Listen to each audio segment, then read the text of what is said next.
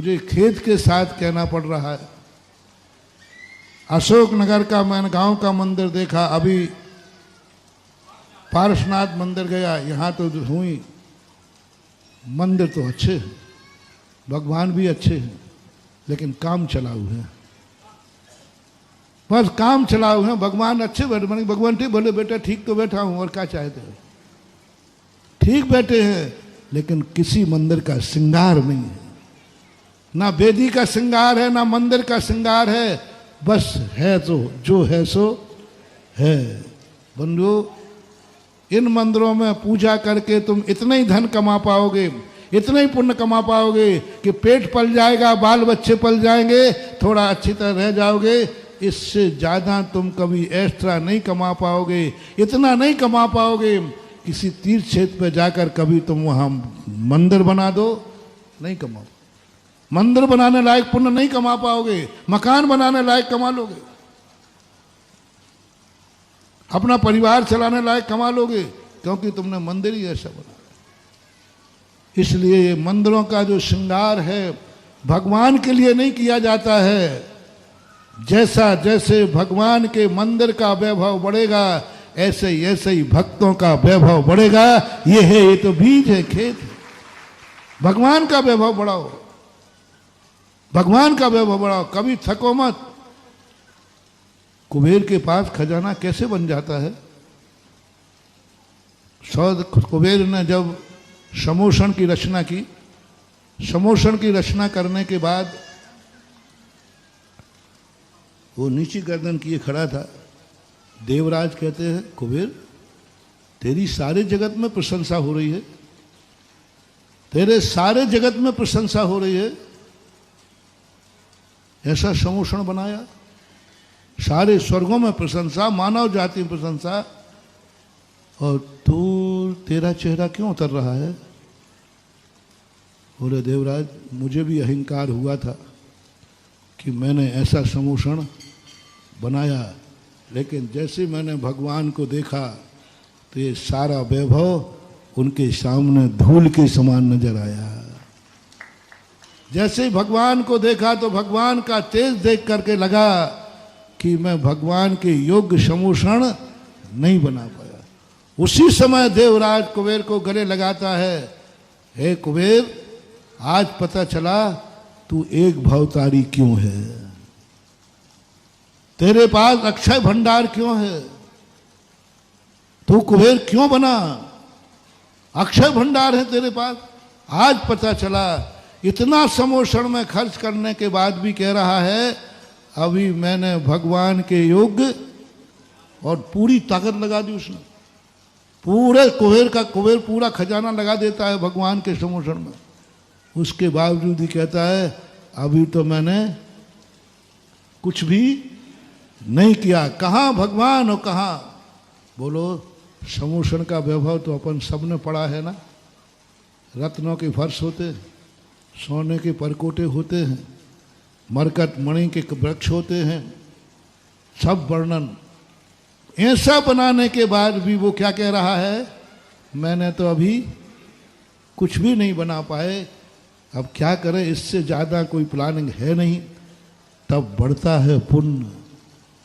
ऐसे ही मंदिरों में कितना भी लगाओ, हमेशा एक ही बात सोचना, अभी तो मैंने, और तुम क्या, अब महाराज जी बहुत हो गो, बस बस अब बहुत हो गया, अब बहुत कर लिया, इससे ज़्यादा क्या करूं, मंदिर बना दिया, भगवान जी बैठा दिए, अब क्या हो गया बहुत? नहीं। पापी व्यक्ति पाप करने में नहीं थकता है, पुण्यात्मा को पुण्य करने में कभी नहीं थकना चाहिए। बोलो, शराबी व्यक्ति कब थकता है, कब तृप्त होता है? उसकी हवस बढ़ती है कि घटती है? इसमें एक चीज,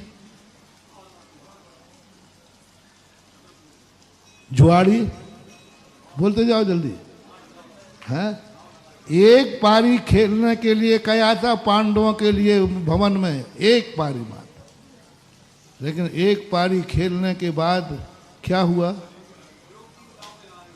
ऐसा लोभ बढ़ता गया, ऐसा लोभ बढ़ता गया, पूरा इंद्रप्रस्थ लग गया, पूरे भाई दाव पे लग गए, द्रौपदी भी दांव पे लगी और जाकर के वनवास चले गए।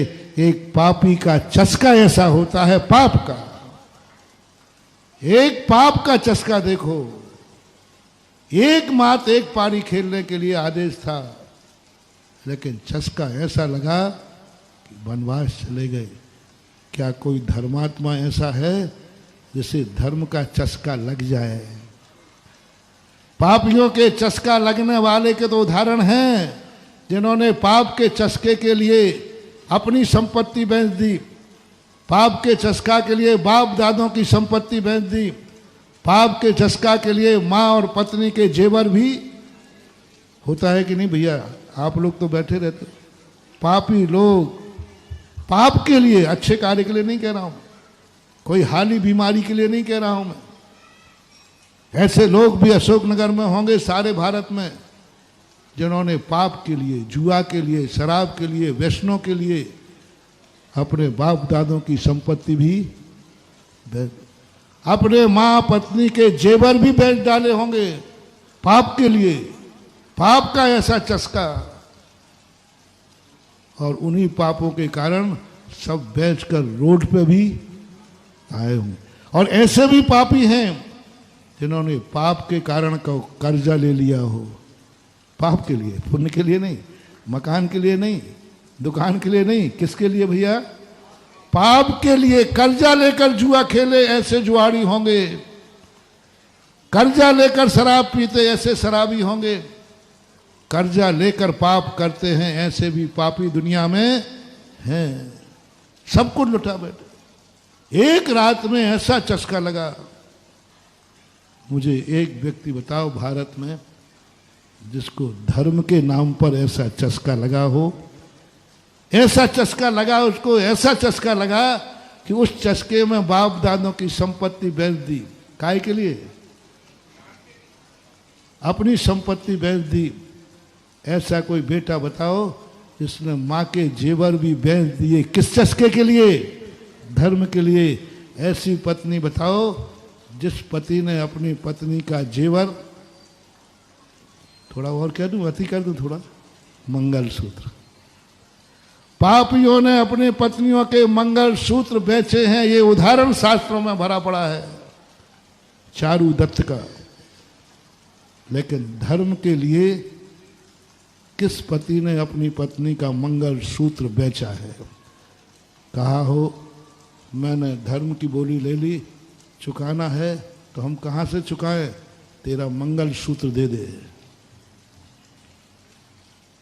धन्य है वो नारी जिस दिन तेरा पति धर्म के नाम पर तुम्हारा मंगलसूत्र मांगे, मैं उसकी जिंदगी के मंगल करने का जुम्मा मैं ले